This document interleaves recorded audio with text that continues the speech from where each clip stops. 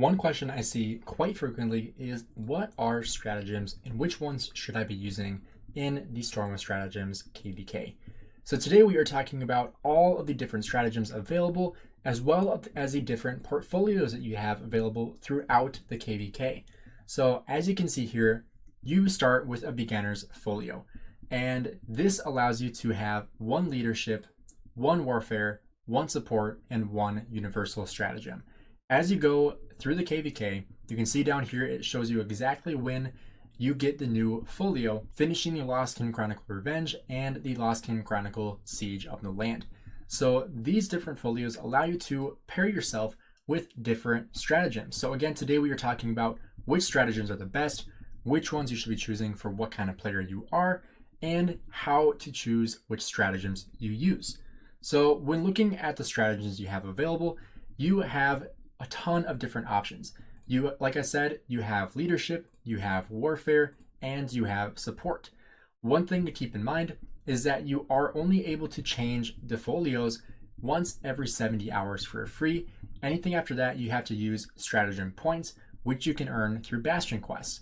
And so one thing I would recommend is once you set it, don't change it until you absolutely need to. For example, when you have a fight starting. So for us, we have our first fight in about 1 day and 13.5 hours, which is when we have the next stratagem folios unlocked, which allows us to change our stratagem folio from the beginner's folio up to the strategist or the provisioner's folio. You can see down here, once the Lost Kingdom Chronicle Revenge finishes, we are able to change to one of these two options.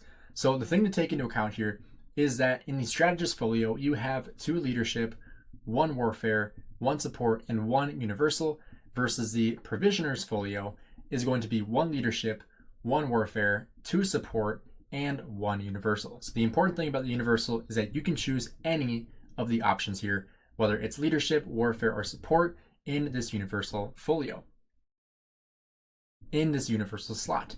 So for example, with the beginner's folio, this is how you should be starting off the KVK, with the support, resourceful, and the universal overtime pay. The reason why is because resourceful gives you extra crystals when you gather resources. So you can see you can obtain up to 1 million crystals this way per season. I have gained 261,000 crystals just by having the support skill. So if you go into the gathering, if I go ahead and show you here, you can see on the right side, you collect crystals for gathering different resource nodes. And obviously the more you gather, the more crystals you get. And the 2 types of resources you should be gathering for this is going to be wood and food, because gold gives you basically nothing. Gems don't give you anything. And so these are the 2 types of resources you should be gathering in order to get the most amount of crystals. Next here is going to be the overtime pay.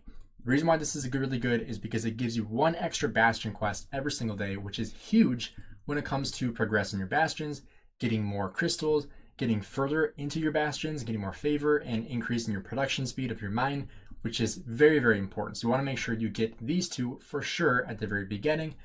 At the very beginning of KVK, when you are not fighting, the leadership and the warfare slots are kind of a little more up for debate on what's going to be the best one.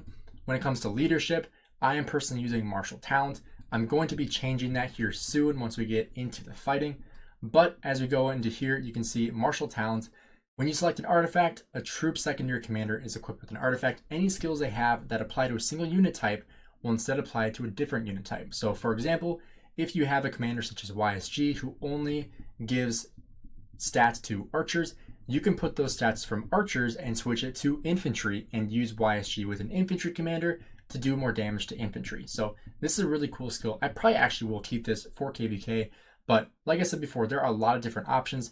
We'll go through here quickly. I will put timestamps in the description. If you don't want to know the information of each different stratagem, you can go ahead and skip ahead in the video, but we'll detail each one so you guys know exactly what there is available before you get into the Storm of Stratagems KVK. So like I said before, martial talent allows you to select an artifact. Any skills they have that apply to a single unit type will instead apply to a different unit type. For example, archers into infantry, infantry into cavalry, cavalry into archers, etc. And then next here we have decisive battle. Whenever one of your rallied or garrison troops in combat with an enemy troop, Both your troop and the enemy troop will deal 1% more damage to each other after 20 seconds of combat, up to 100%. This effect will reset if your troop switches targets. So this is really good for rallies and for garrisons, but it's going to make it a lot harder to keep things full because both sides are going to be doing more damage. Next here, City of Bane. When one of your rally troops is attacking a stronghold, it will randomly gain one of the following effects every 5 seconds. Your troop deals 5% extra damage for the next 5 seconds. For the next 5 seconds, the stronghold's durability is reduced each round based on the number of units it lost last round. Durability reduction equals units lost divided by 10,000, at minimum 1 and at most 10 durability. So this is honestly really, really good. Getting 5% extra damage is absolutely insane. So this is kind of a must-have if you are rallying. Next here, one-on-one. When one of your troops is in combat with an enemy troop, neither your troop nor the enemy troop can receive normal buffs from other troops. So for example, increases the troop's attack, defense, health points, healing, etc. So this is kind of, I don't really like it that much. It's kind of a debuff to yourself and your enemy. So personally, I'm not a huge fan of this one. Surprise Strike. Whenever one of your troops deals damage with single target active skill, the target takes additional damage factor. Damage factor equals number of friendly troops surrounding the target times 100 up to 700 damage factor, which is huge. So if you're using Nevsky, you're going to be doing extra damage factor for each person that is surrounding the target. Plus with Nevsky, you are gaining that extra surrounding damage. Each of your troops can trigger this effect one time every 20 seconds. Exiting combat will not reset the cooldown time. Fierce Assault. Whenever one of your troops deals skill damage, the target takes additional direct damage, damage factor 100. Each of your troops can trigger this effect once every 20 seconds. Exiting combat again will not reset the cooldown, so not a huge amount of damage.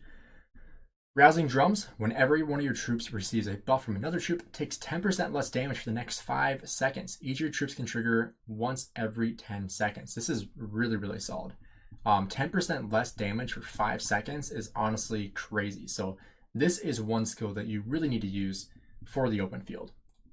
Last one here, Close Ranks. When one of your troops is battling against an enemy troop with 300% more units remaining than itself, the number of severe units for your troop is reduced.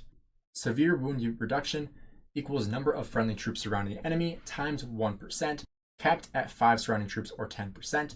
So this one's kind of confusing.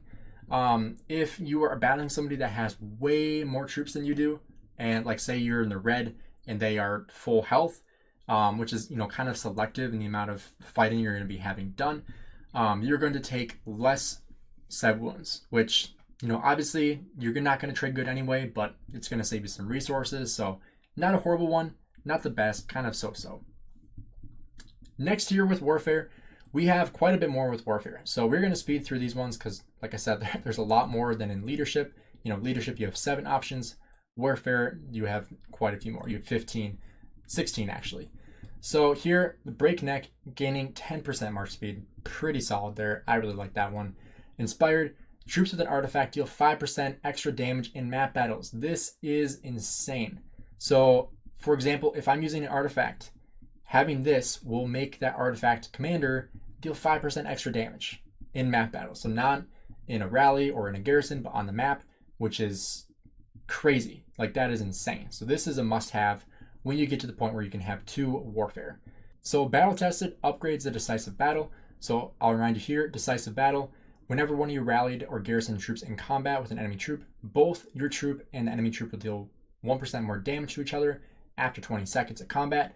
And if you look into Warfare, this increases every 5 seconds. So here, the longer the battle goes on, the more damage each side deals. So this just makes it so that battles don't last as long, basically.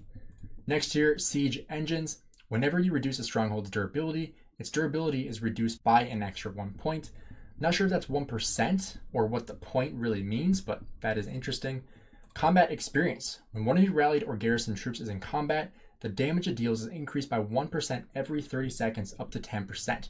So this KVK is really making it so that, like forts and flags and these rallies are not going to last as long because the damage is going to increase over time. The longer the battle goes on, the more damage is going to be dealt. So this is an interesting form of KVK where they're trying to minimize the super long lasting fort fights and, patch fights and flag fights. So it is interesting how they're trying to do that.